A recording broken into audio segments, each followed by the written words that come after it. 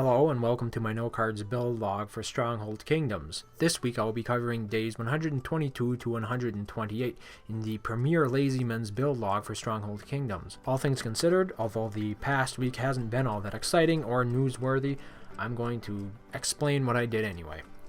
Now last week at this time I was Duke 9th rank.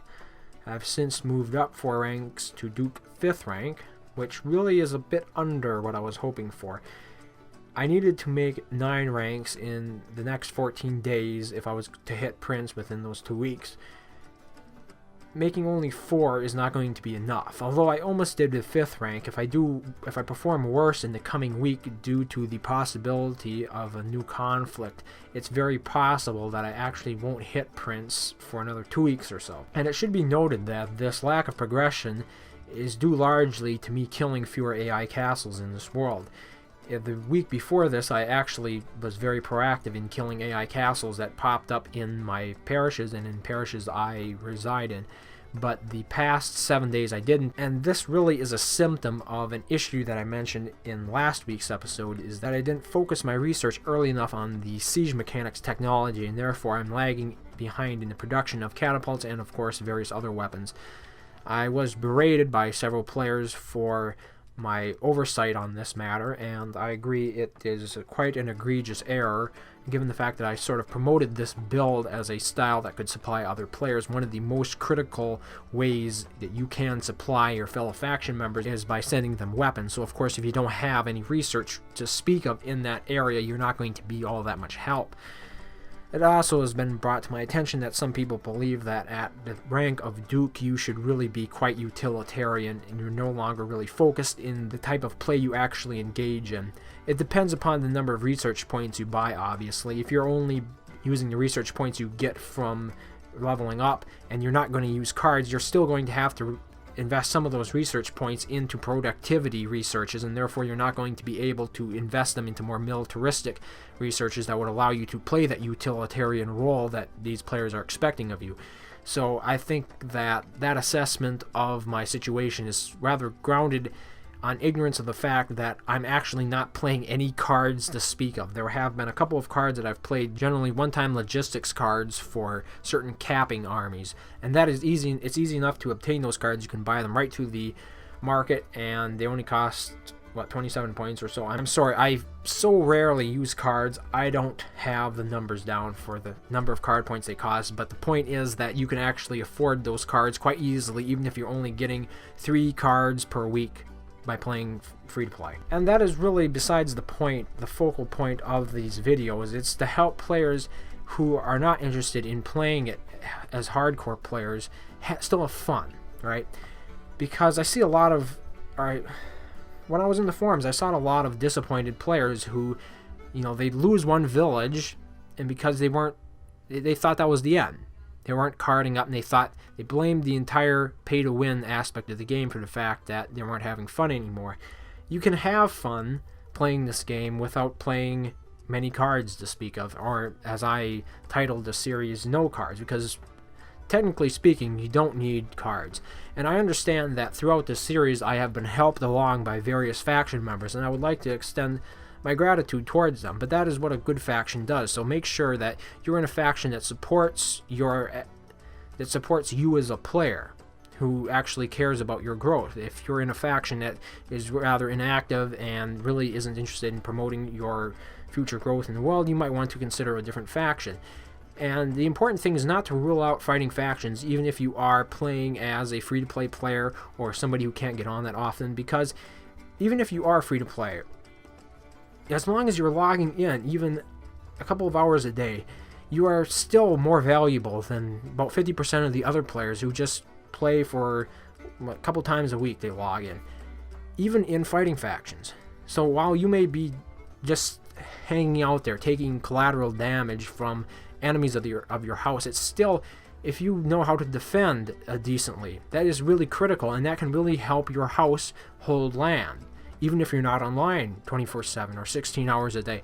It's not all that necessary. You can still have a blast playing this game. I mean, I have for the last 4 years now, I think it is, and I barely fight at all.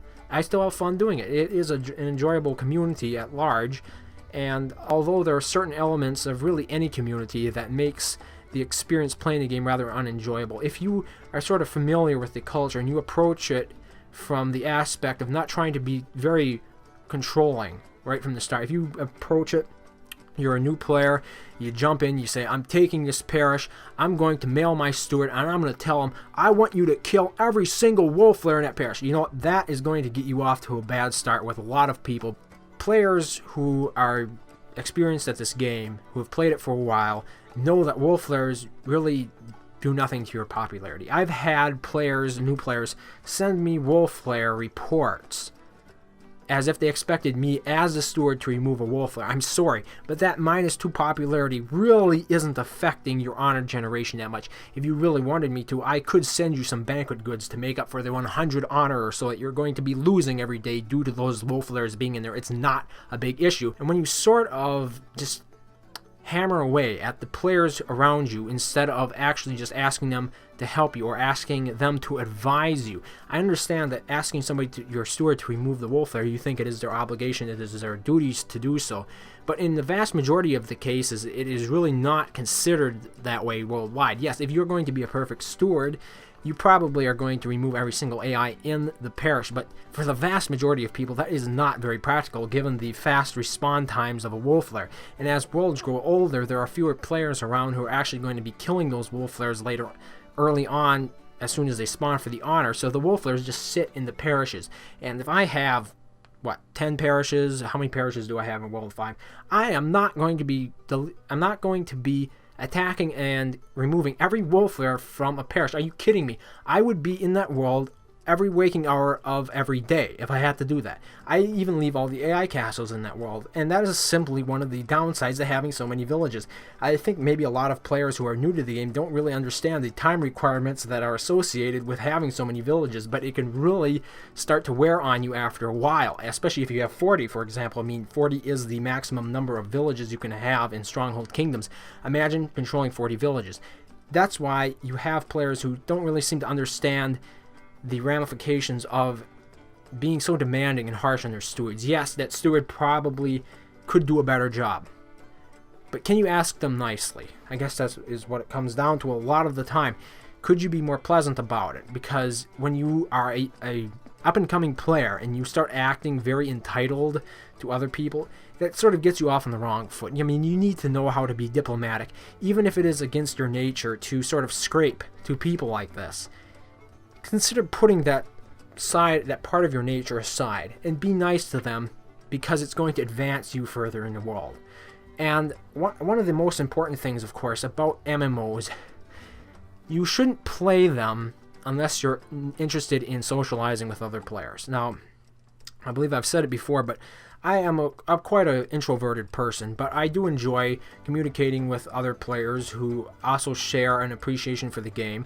But, I generally prefer it to be more on my terms, which is why I largely avoid communication platforms such as TeamSpeak and Skype. I prefer the rather old-fashioned way of email, for example, because you can sort of control how you formulate a reaction to something that somebody else sends you. If you don't have to be quite as spontaneous. And that is something that I can appreciate, and that is something that this game lends itself very well to. It's not like playing a real-time strategy game where you're actually talking to the other players in it. Although it is real-time strategy, it's so slow that it might as well be a turn-based game in that sense. It is not like first-person shooters either, for example, where you're going to be on TeamSpeak with your teammates or whatever and talking to them.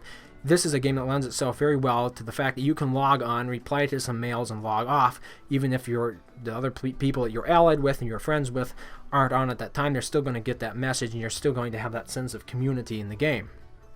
So if you're not interested in the community element of this game, you're probably better off playing other Stronghold games, or really other RTS games at that. And I think a lot of players misunderstand that although you can play by yourself, you're really going to need that communal aspect to the game. It's really essential that you get involved in the community of the game if you're intent on having fun, if you want to give the fun a chance. because if you stick to just playing by yourself, you're going to overvalue your villages, when really it's the relationships you have with other players in the world that are the true value that you build over time. Because as you know more players, you actually move up in the world. It doesn't matter if you control 40 villages. If you're by yourself and you're not allied with anybody, there is very little that you can actually control in the world due to that. But if you know the right people, and you can pull various diplomatic strings, you can get yourself into very high positions of power, even if you're not that skilled. Because let's face it, fighters are not always very good diplomats, and they also don't have the time generally. They're busy fighting, and you can be a fighter too. But that is not always an option for players who aren't willing to spend money. If you don't have money to spend, your real focus of growth is going to end up being in the area of diplomacy. That is really where you can shine in this game. But I wouldn't rule it out. If you are a fighter and you don't or can't really invest much time or money in the game, I still believe it can be fun. Not as much fun, but you need to know your limits. You have to make your faction members aware of your limits. I mean, this is one of the biggest things that I think that I've found playing with a faction who regularly uses cards, is they were often impressed by the amount of progress that I'd made, that they actually thought I was using cards. But I wasn't, and I have to remind them of that, not to push me too far, because it makes you feel rotten when that happens, and you have to maintain that sort of element that makes other people appreciate what you can bring to the faction without pushing you too much. And that applies a lot to real life as well. You have to be appreciated for what you can do, because if you're constantly billing yourself as something you can't be, you're always going to be playing catch up, and then you constantly feel rotten. It's sort of that feeling of falling behind all the time. I mean, if you know anything about time management, you know that you don't want to be constantly trying to play catch up on your schedule. You should, if you fall behind on something, you need to rework that schedule so that you're actually on target again, because nobody wants to be playing catch up all the time. It's stressful, and it's really quite detrimental to your mental health in that sense, especially if you accelerate it in degrees of importance. I mean,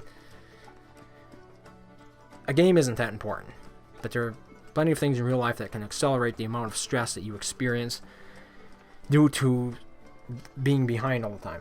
So I think I've talked enough about that. Yeah, siege mechanics. It's an important research, and then you don't have to hear me launch off on tirades like this if I remember to do it next time.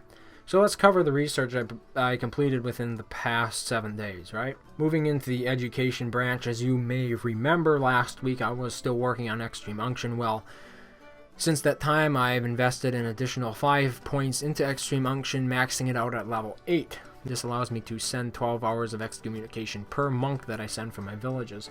It will be a good thing later on when I finish maxing out ordination. This is likely the research I will complete after I finish maxing out siege mechanics, because it will allow me to have up to 8 monks once I max it out. That is important when it comes to faith point might. 2 monks you can scrape by with, because you always want to have 1 monk in your village when you send another monk out, in case you have to ID that village. So 2 is the bare minimum. I've been running on the bare minimum, and that is not a good thing, so I will be focusing on improving that right as soon as I get done with industry, although there are important researches to complete in industry as well. Well, the other research that I've been working on this week, I invested 5 points into siege mechanics. I'm currently on level 6, working on level 7. So the siege mechanics, of course, increases the productivity of the catapult workshops in your villages, which is very critical, because faith points and catapults are billed as the most important resources in the game. They're most hard to acquire, especially in the early parts of the game.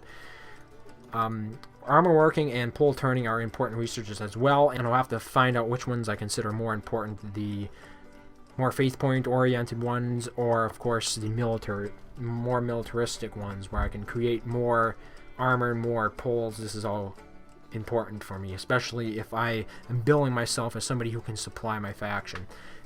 There's really no excuse for not having these researches completed. And then, of course, in the education tree, there are the all-important researches that go into your storage capacity. So far, I've been eking out with what I have here. I'll probably cover future plans for the research that I'll do once I hit Prince, because that's when I plan to stop making videos or a log about this world. I'll likely outline what I would do going forward, so that can help you a little bit more before I hang it up, you know. It's been a good run. 129 days already. That's a long time, especially if you're doing it every week. So diplomacy in this world. Well, very little has changed, but there are whispers of a new war. And it likely won't be between House 16 or House 10. They seem to be quite content, at least farming up a little bit before anything else happens. So not a whole lot of exciting stuff politically in this world, but I think next week I'll have something at least a little bit more interesting politically to mention. Yeah, so that pretty much covers it for this week. As always, thank you very much for watching, and I hope to see you next time. Stronghold Kingdoms. What will you fight for? Play now for free.